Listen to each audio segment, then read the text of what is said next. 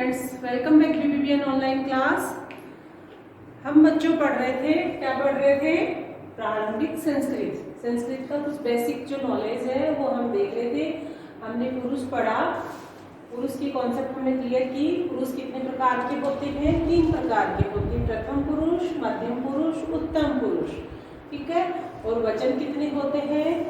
वचन भी 3 होते हैं, एक वचन, द्विवचन, बहुवचन। एक का बोध कराने वाले को क्या बोलते हैं?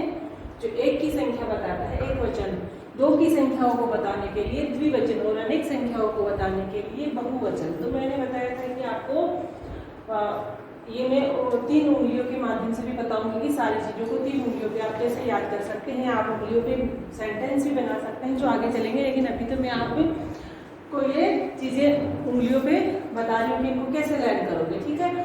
और यहाँ देखो लिखा हुआ है शब्द कर्ता। तो बच्चों ये जो चीजें हैं ये कितनी है? ये 3 पर 3 कितने हो गए? 9। तो कर्ता कितने माने जाते हैं? 9। ये सब चीजें क्या है? कर्ता। कर्ता क्या होती है? क्या होता है कर्ता? सब्जेक्ट, कार्य को करने वाला, जिसके द्वारा कार्य संपादित होता है, जिसके द्वारा कार्य किया जाता है, जिसके द्वारा क्रिया संपादित होती है, जो क्रिया को करने वाला है वो क्या होता है? कर्ता।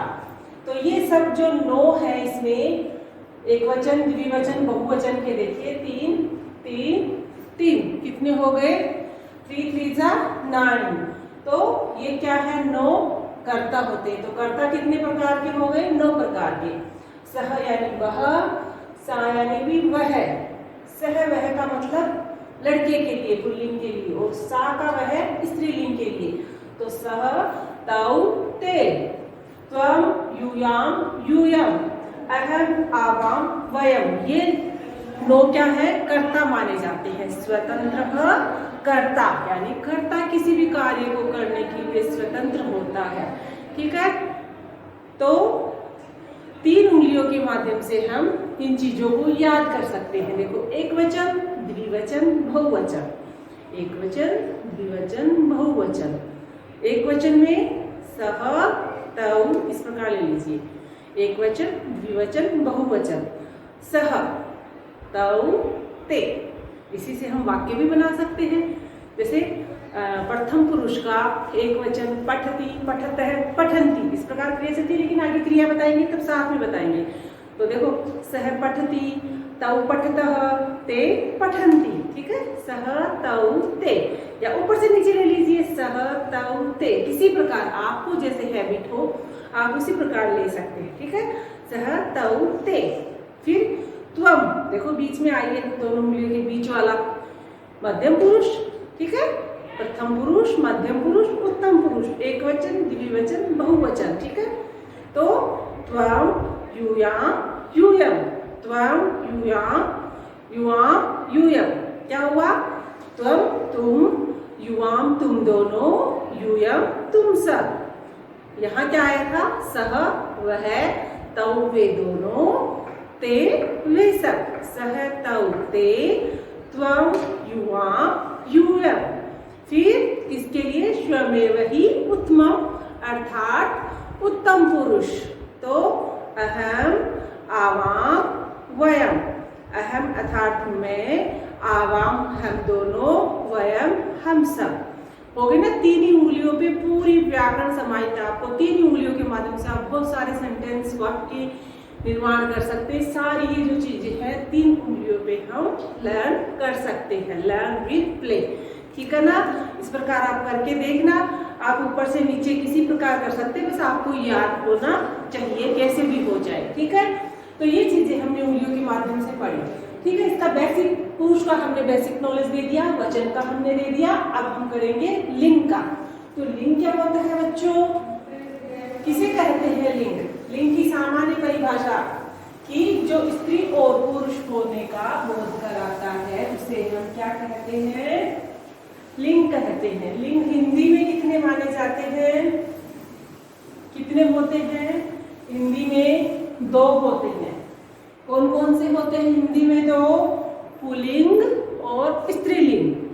पुल्लिंग जो पुरुष जाति का बोध कराता है वो पुल्लिंग होता है, और स्त्रीलिंग जो स्त्री जाति का बोध कराता है वह स्त्रीलिंग होते हैं। परंतु संस्कृत में लिंग कितने होते हैं? कितने होते हैं? 3।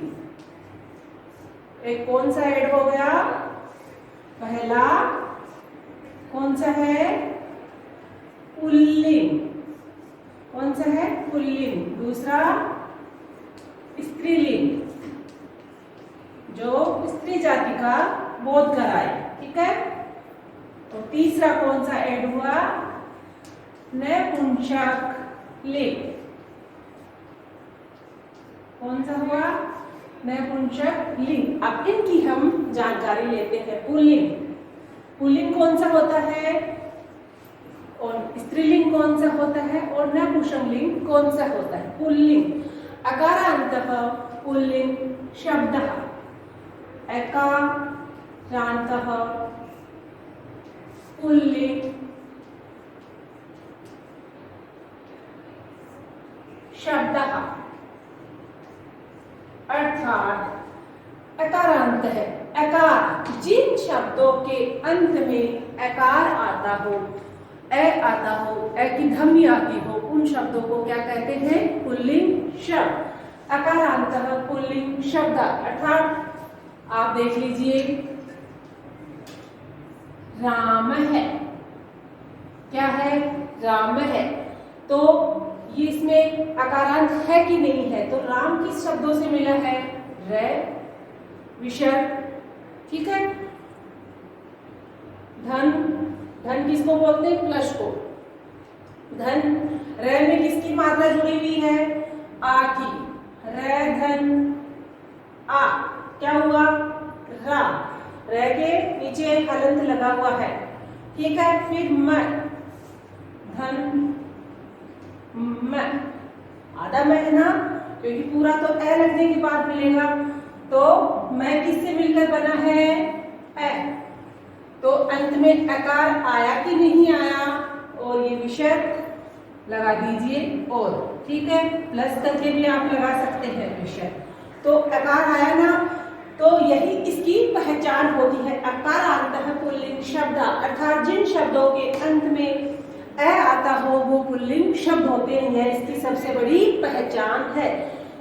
जनकः है ना, और गज है, अश्व है, जिन भी शब्दों के अंत में आप ऐसे शब्दों को अलग अलग करके, वर्णों को अलग अलग करके आप उनको देख सकते हैं कि उनमें ए आ रहा है या नहीं आ रहा है। तो ए आया तो क्या हुआ? इसकी पहचान पुल्लिंग शब्द। और स्त्रीलिंग शब्द कौन से होते हैं? स्त्रीलिंग शब्द होते हैं आकारांतः, इसी में कर देते हैं आकारांतः, आकारांतः स्त्रीलिंग शब्दः। अर्थात जिन शब्दों के अंत में आ आता हो, आ की ध्वनि आती हो, आ, जिन शब्दों के अंत में आ आता है वह क्या होते हैं? स्त्रीलिंग शब्द। जैसे लता, रमा, है ना, अम्बा। तो लता में देख लीजिए, वर्ण विच्छेद कीजिए, ल, धन, अन, धन, त, धन, क्या आया? तय किससे है? आ से। तो अंत में क्या आया? आ। तो आगे डेफिनेशन हमारी आकारांतः स्त्रीलिंग शब्द, जिन शब्दों के अंत में आ आता हो, लता, आ की ध्वनि आ रही है, रमा, अम्बा, है ना।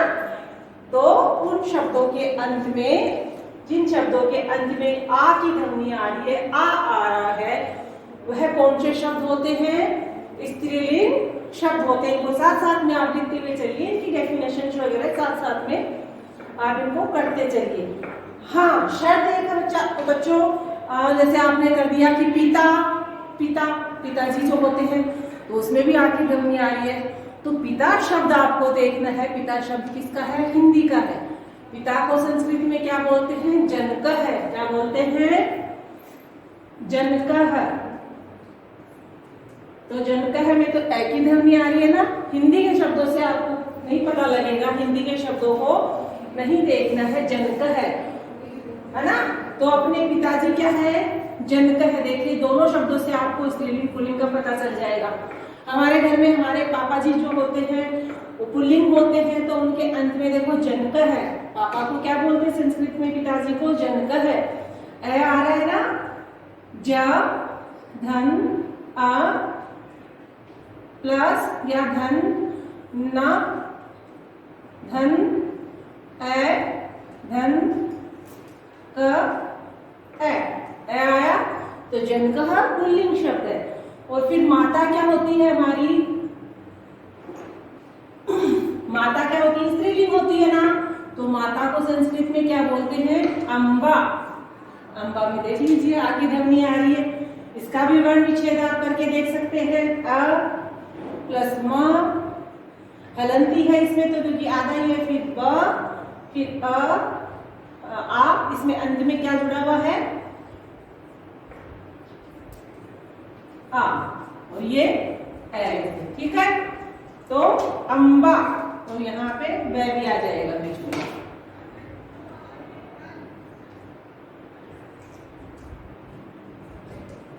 तो क्या आया अम्बा में, आ। तो आप अपने माता पिता से उनको ध्यान में रखकर भी पता कर सकते हैं कि कौन सा पुल्लिंग शब्द होता है। याद नहीं आए तो अपनी जनक है में ए की ध्वनि आ रही है, ए आ रहा है तो, और अंत में विषय आ रहा है तो क्या हुआ, पुल्लिंग शब्द हुआ। जिसके अंत में आ रहा है तो स्त्रीलिंग शब्द हुआ। पुंलिंग शब्द के बारे में अगले वीडियो में हम चर्चा करेंगे। जब तक आप पुल्लिंग और स्त्रीलिंग शब्दों के कुछ शब्द लिखिए ऐसे जो आपके आसपास है, जो आप थोड़ी बहुत संस्कृत के उनके नाम जानते हैं वो आप लिखिए। ठीक है बच्चों, यहाँ तक हमारा हुआ। फिर हम आगे पढ़ेंगे दोबारा से कर्ता और धातु और क्रिया। Okay students, thank you.